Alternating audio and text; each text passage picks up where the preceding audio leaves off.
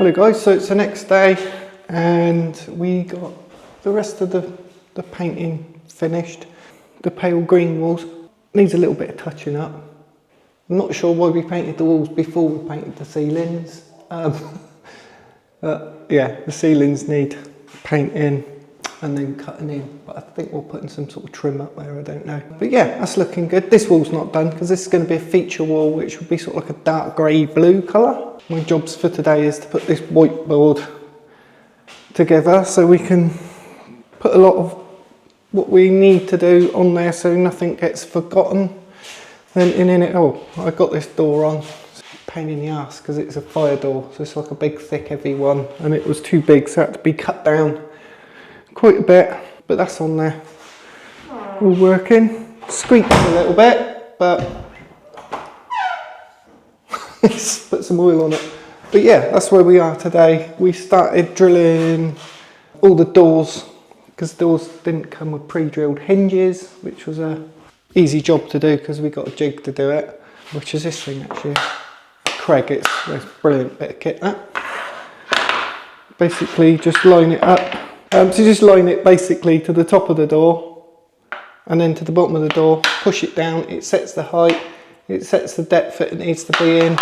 So then when you put your hinges on, they're all in the right place to go into the holes that are already pre-drilled in the wall units.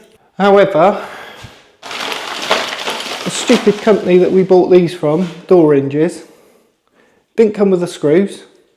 They didn't come with the base plate that goes onto the actual cabinet itself. It's literally just the hinge part. There's no cover caps or anything, so we've had to reorder those bits that we need.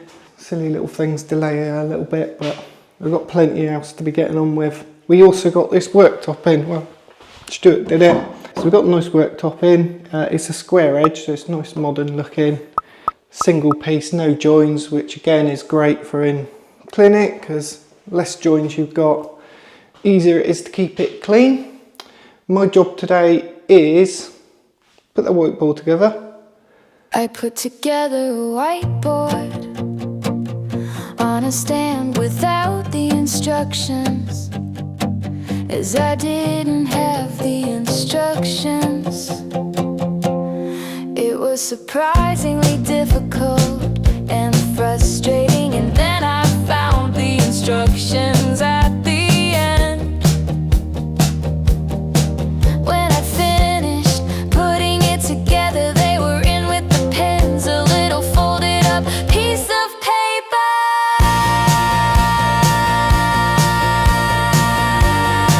For goodness sake. So, this job's done. Absolute nightmare. So I was looking at it, I think I'll be able to do that without the instructions. Then when I looked at the parts, I couldn't figure it out because the extension parts here, down the bottom there, I was looking at them thinking that's obviously to adjust the height.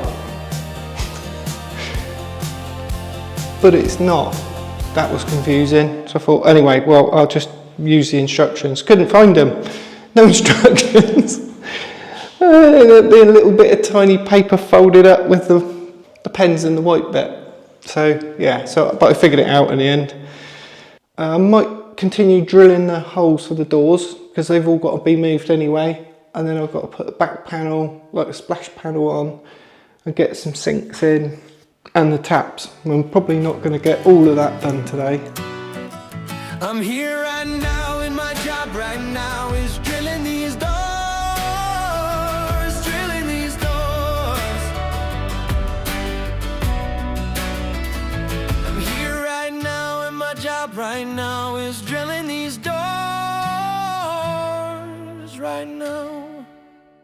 Right, so a little bit of a tedious job, drilling all those, but they're all done now.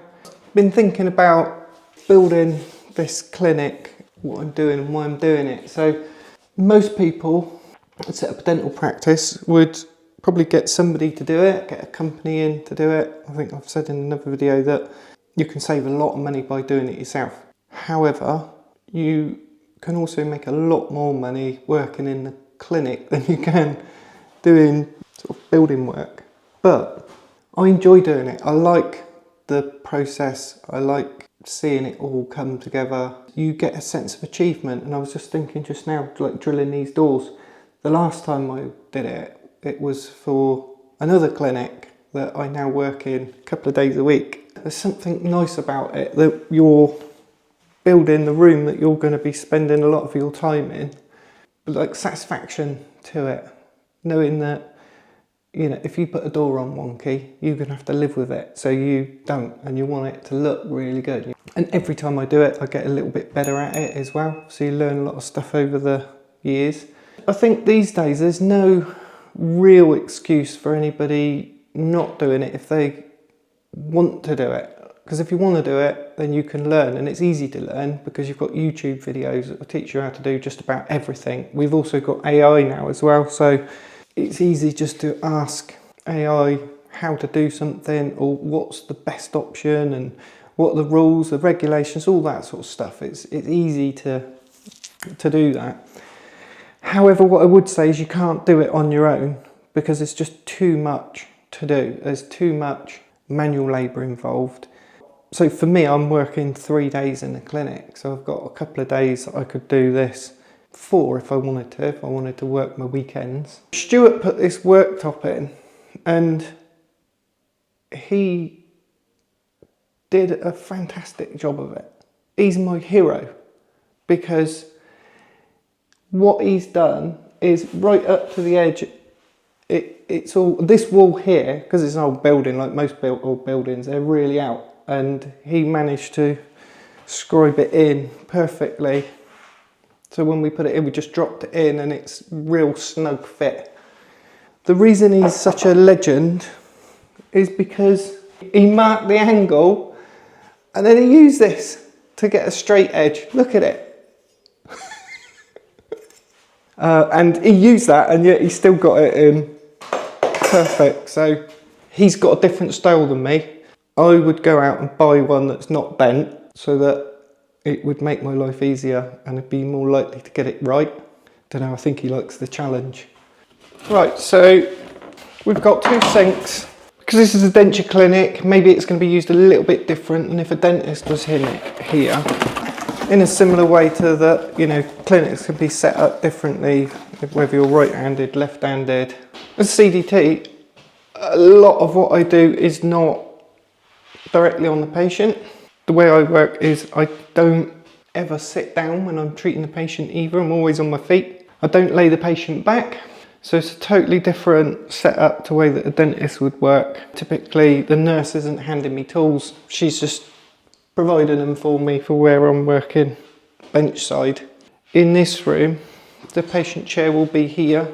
And because I'm working on this side of the patient, I tend to have the dirty sink here because I'm always disinfecting everything that I do, trying to keep everything nice and clean in the decontamination area.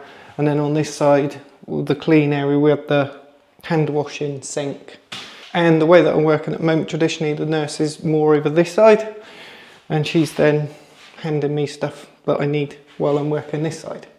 However, this room's going to have a little bit of a different layout because we're going to have the computer desk over in this corner. Because I need to work this side of the patient, I think they'll end up just having to walk round to the desk that way rather than it being on this wall. Because again, over there, and it was easier to put it there than bring it over this side because we got the really low window, smaller wall, few less cabinets. In fact, it was the same amount of cabinets, we just had some spaces underneath for the bins. But because we've not got a return on the worktop, it's making it a lot cheaper.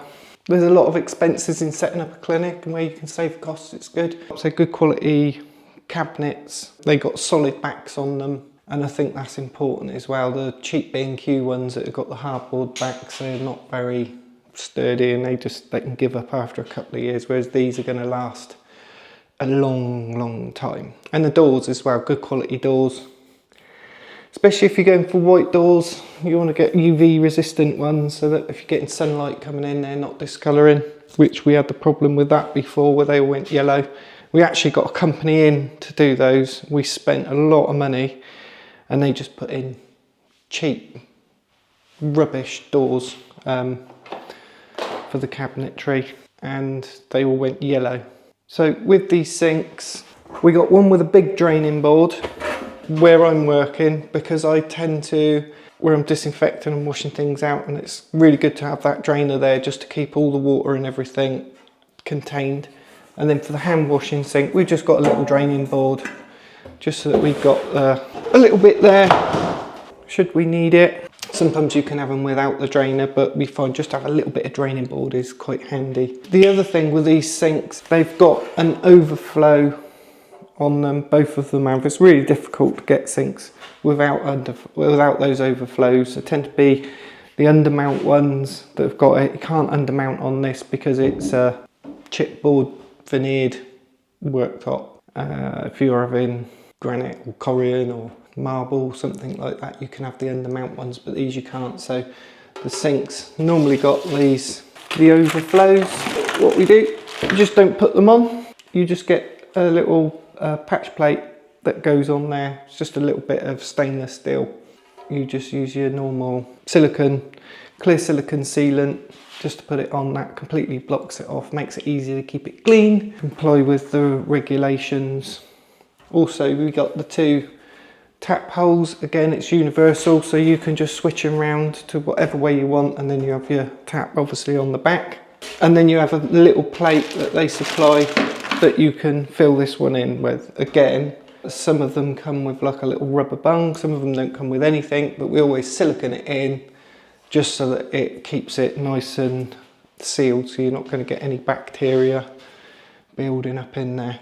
We've used composite sinks before, which look nice for the first few days of using them, but the trouble with composite, they stain really easily and they always look mucky. We've used corian ones before. Again, they, in my opinion, I don't like them. I think that they're more difficult to keep clean than the stainless steel. It's just a little bit stronger. You don't see all the little scratches and everything. In my opinion, they are cleaner as well, just because they're easier to keep clean. So the layout for these, a little bit different. Obviously you've got to consider where the cabinetry is. On this side, I'm going to drop the sink in here, and then I've got my wet area here. Just because I tend to have like display models and things like that that I access, and I'll keeping them disinfected as well in this area. So I tend to keep that there. That's the way I set it up.